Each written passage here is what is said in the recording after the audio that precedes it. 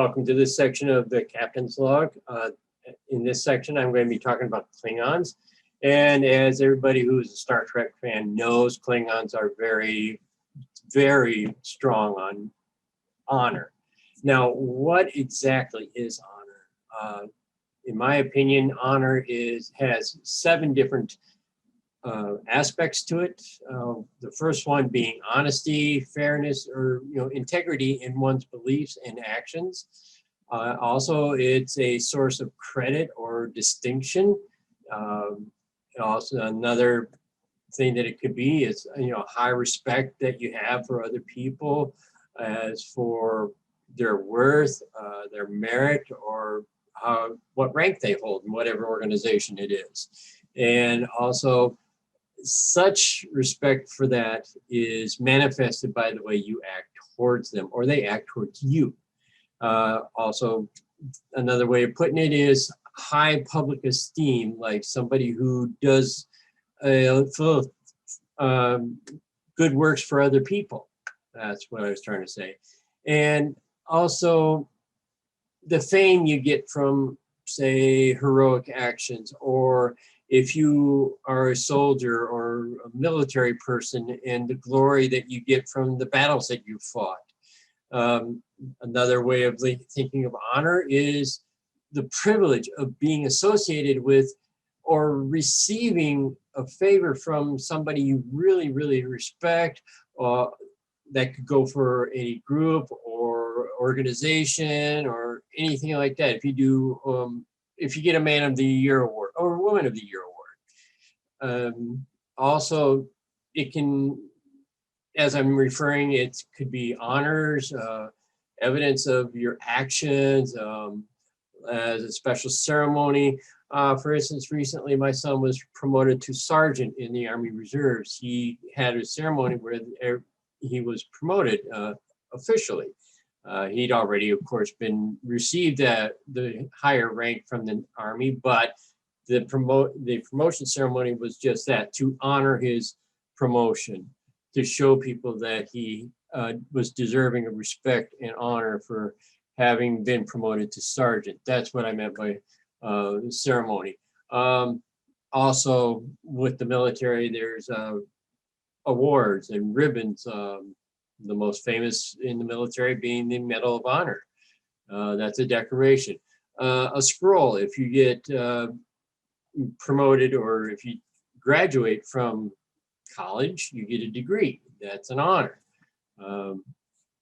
If you're in politics, let's say, the president, if you become the president of the United States, that title is an honor. That office is to be treated with respect, despite who you might like or not like in that office. For any political office, any office at all, really. In the dignity with how you act towards other people, even the ones you disagree with, that's an honor. You have a aura of honor about you because you act with respect towards whoever you might be dealing with in life. Okay, now let's get to talking about the Klingons themselves. The Klingons, as everybody knows, are a very aggressive race. They will fight for almost any reason, especially their honor, if they feel their honor is at stake. As a race, they have a very predatory type nature, like hunters and stuff. And as a predator, they are very suspicious of certain behaviors, like whispering. You might say they might be a little bit paranoid because of, they don't like people whispering around them. They think they're trying to hide, or they're trying to be deceitful, things like that. And also, as a predator, they have a problem with people being weak. They will attack someone who's weak. You might think of it as survival of the fittest kind of deal. As hunters, they will separate the weak from the strong, and they will hunt the weak, and so that they can conquer them. Another way of Klingons don't like, or another thing that Klingons don't like, is if you're talking to them and you're standing at a distance from them, meaning, you don't like them. They don't trust people who stand away, think they might have something to hide, think they might be afraid, which is another weakness. Now, since they are predators, a predatory type race, they are prone to fight, as I said before, for any reason. Conflicts that they have, if they have a disagreement with somebody, it's usually resolved through violence. Now, some of the things that they might think, could lead to a conflict between Klingons or any other race is if they feel their honor has been insulted. Big no-no. If there's some injustice done to them, like, insulting their honor, if you killed one of their family members or one of their friends, they're going to try and come back at you and seek revenge. Even a difference of opinion. If you say one thing, you believe one thing, but the Klingon you're talking to believes something else, they may take it as an insult to their honor that you disagree with them. All right. Now, another thing that they feel is dishonorable is warriors. They're a very warrior-oriented race, and so if you shrink from combat, if it's time to go fight, and you say no, I don't want to do that, they're going to take that as cowardice, and that's an insult to honor too. Now, we're talking a lot about honor and Klingons and stuff, and what is their concept of honor? Basically, it can deal with skill in battle, but it is also a whole philosophy of living, kind of like the Vikings. They had a very strict code of honor. The samurai, they were also very strict in honor. They placed a great deal of emphasis on the concept of honor, and for all the reasons that I first listed. Now, it is also their honor, as I'm referring to, is very central to the concept of Klingon society. I can't say this enough. In my study of the Klingon society, they hold honor. They will defend their honor, at any cost. That is how important to it is. And in fact, since they are so combative and they have so much emphasis on honor, naturally it leads to the idea that in their society, warriors are like one of the highest caste of people. And we'll get into that in a little bit, the different castes. Now, being in the military, then, they want to go to their concept of heaven. Stokovor, I believe is the way the word is pronounced in Klingon, or the Klingon idea of heaven. That is their path to glory, being in the military, being a warrior, especially as a warrior if you commit acts of bravery in battle even. Now, who started all this idea? Well, in the Klingon history, it was Kahless. I believe he was Kahless the Fearless or whatever, but he was considered a god and a revolutionary person. He was also the greatest warrior of all in Klingon history. He lived in their 9th century, and at that time, the Klingon race was divided up into little tribes, little nation states, things like that, and they were fighting each other all across their home planet of Kronos. Now, he managed to get everybody together, now without a lot of battle, I'm sure. He united the Klingon race under his honor code. And as a matter of fact, by combining all the Klingons, all the houses of Klingon into one form of government, he created the first Klingon Empire. And now, as one of his symbols that he had was the batleth, which is the Klingon sword. It's also called the Sword of Honor. So that's obviously very central to the warrior race, or the warrior caste, sorry. And it was used by Kahless to overpower the tyrant Molar. and by doing that, that's how he got to unite Kronos into the first Klingon Empire. Now, the society that happened after all this combined, the Klingon society, was a system of family, reputation, and again, there's this word, honor. All right. Tradition became a very integral part of their lives, a central portion of their lives. I remember from watching the movie The Fiddler on the Roof.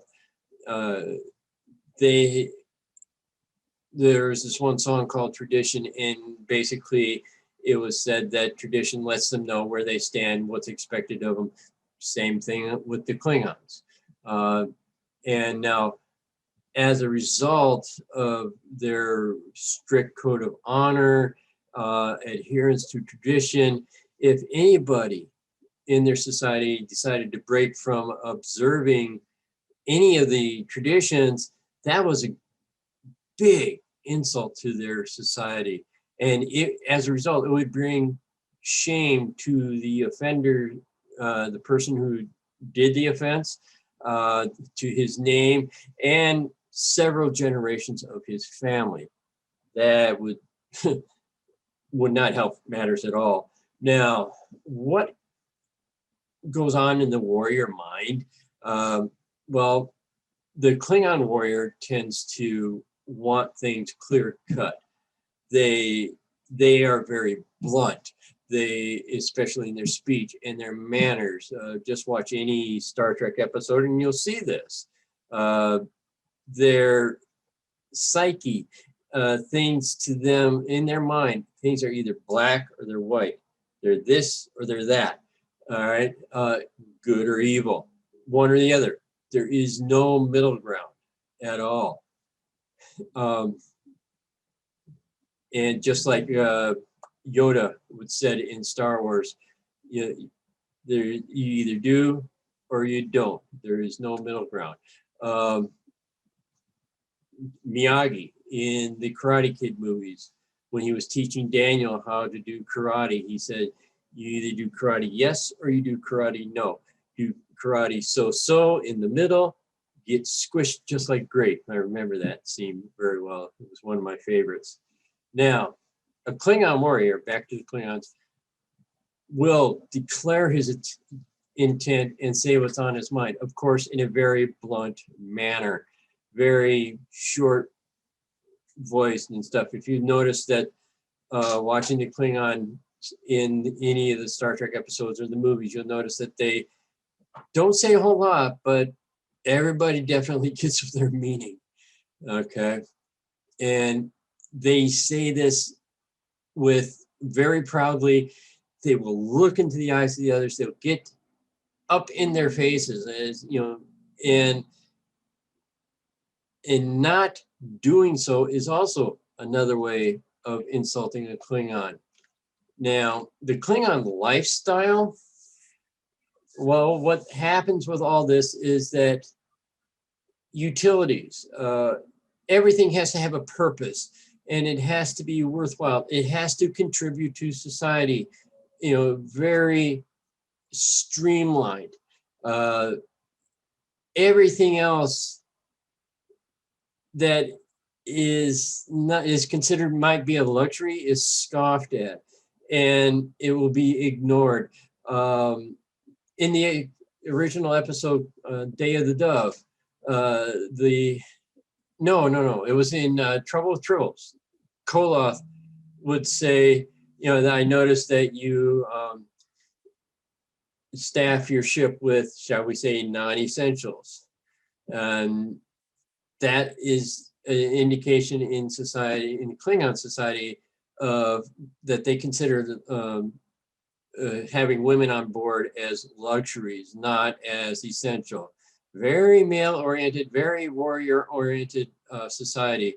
A woman had to be extremely aggressive in order to gain a high rank in the Klingon society, and especially the Klingon race. Even their exercises. are dangerous. Worf on Deep Space Nine, he would always set his exercise programs at a very dangerous level for humans and stuff. I remember one scene where he and Dax came out of there and they were sweating, and I think that I may have even seen a cut or two on Dax. I'm not sure. Now, rituals that they have will test the strength of a warrior, and even songs will sing of great warriors and battles. Everything is short, succinct, and to the point in Klingon society. And now and how did it get that way? Well, Collis himself taught that honor above all has to be enforced. It has to be do or die with honor. I can't emphasize enough how much emphasis honor is placed in Klingon society. Now, you could even say it's the most important aspect of their society.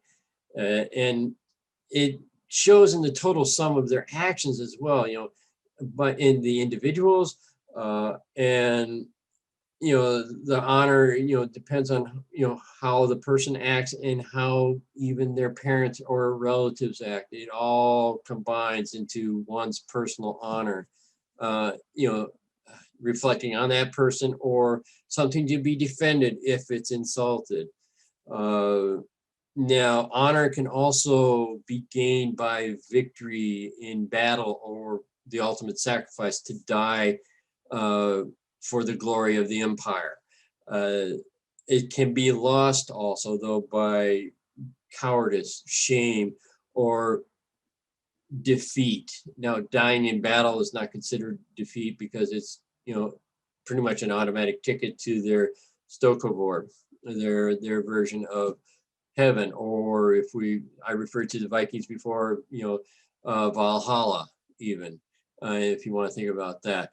Now, Klingons have this insatiable need to satisfy their honor at all times. And if your honor has been insulted and you avoid trying to do anything honorable, like fighting a battle, defending your relative's honor, defending your honor, that is considered also cowardice, and the person will lose face. Meaning, they could bring shame on themselves and their family for generations, like I said before. Now, during wartime, if they're fighting, honor can be achieved by victory, especially, but any means necessary. And so, yeah, it all depends on what's going on. Now, Klingon culture itself, as I've said, is very strong on the warrior caste because, they consider battle, military actions, defending honor to be very honorable. And that's called Kaji, or the warrior path. Every Klingon wants to be a warrior. It's drummed into them from childhood, warrior, warrior, warrior. All right. And that has led to the prominence of the warrior caste. But because everybody wants to become a warrior, getting into the Klingon Academy, which is the same as Starfleet Academy, but in Klingon, it's like very competitive. There's not enough spots in Klingon Academy to accommodate everybody who wants to be a warrior. And now, however, just because they've gone through the academy doesn't automatically mean that once they graduate, they become a warrior. They have to petition their house in order to get warrior status. And it's the individual Klingon houses. I believe there's 12 altogether, the great houses. There's also minor houses. they have to petition their house, no matter how big or small it is, to gain warrior status once they've graduated from the academy.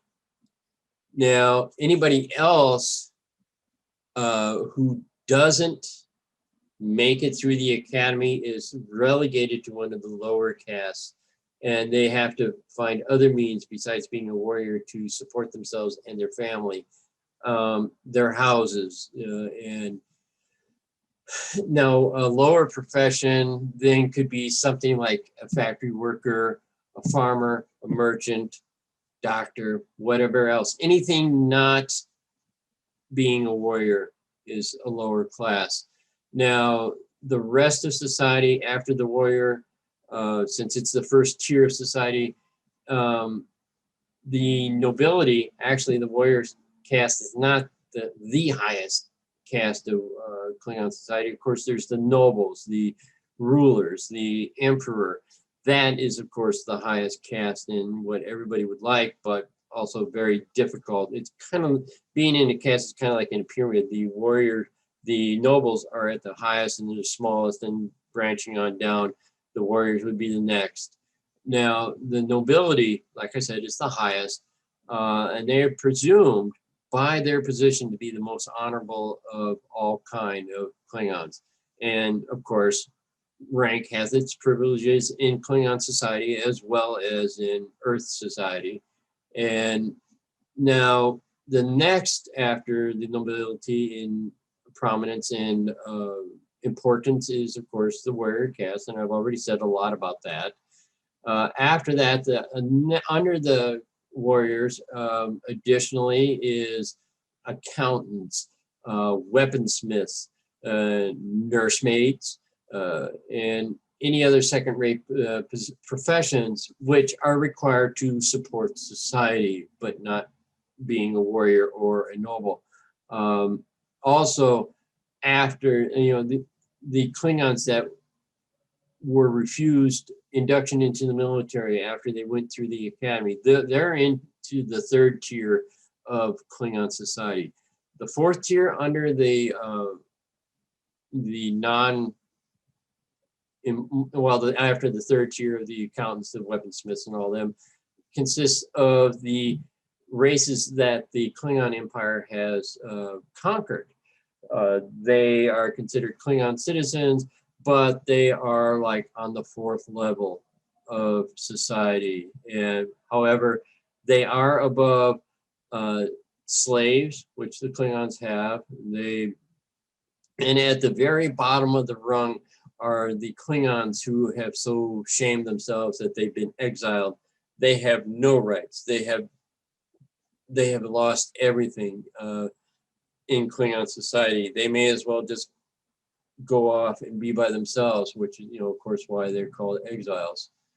Now, Klingon society is also, or Klingon culture, rather, is also very brutal and extremely violent because of the nature of the Klingons. Now, because of that, duels to the death over really trivial insults are quite commonplace. Feuds between the Klingon houses, also quite common, and sometimes they result in civil war between the two different houses. Think in Earth terms as the Hatfields and the McCoys here in the United States. Which means, that those kind of conflicts can get very bloody. They're very brutal, very violent, as I said. And that's because the Klingons are unyielding. They refuse to withdraw or retreat no matter what, victory at all costs. So surrender isn't an option to them in battle. The only way they surrender basically is if they die in battle. This is for the honorable Klingons, of course. And as a result, Klingons enjoy life to the fullest. Each victory that they have in battle is, of course, celebrated with great feasts, great songs, and even defeats, honorable defeats are celebrated in songs and stories. They live life to the fullest. And now because defeats are celebrated with songs and stories, that means even the experience of battle is considered as much important as victory in battle. I mean, you wouldn't be able to have victory without, knowing how to fight. And so that's why even defeats are talked and sung about. Now, we talked a lot about wars and how they, easily insulted with each other by whatever means. Okay, Klingon loyalty is very important also, and that's how if or their family is insulted, their house is insulted, they will defend their family and house to the utmost. And it goes like this: their loyalty is first with their family above all, their house, which could be considered like a clan here on Earth, to the Empire. And as a result, family ties and their personal allies are more important to the individual Klingon than the High Council or the Empire. Of course, that it could be said that without that loyalty to their family and stuff, the Empire wouldn't exist. Now, because they, as a result of being warriors, their belief in combat shows all through their society in their behavior and how it influences the behavior of the Klingons is, okay, if I were to strike a Klingon with the back of my hand, that's considered a death challenge and stuff. Like in the movie Generations, when the Malcolm McDowell's character backhanded one of the Duras sisters, she mentioned, "I sure hope you're trying to start a mating ritual." And that's why, because he was insulting her. If he hadn't, if she thought he was trying to insult her, he probably wouldn't be alive anymore.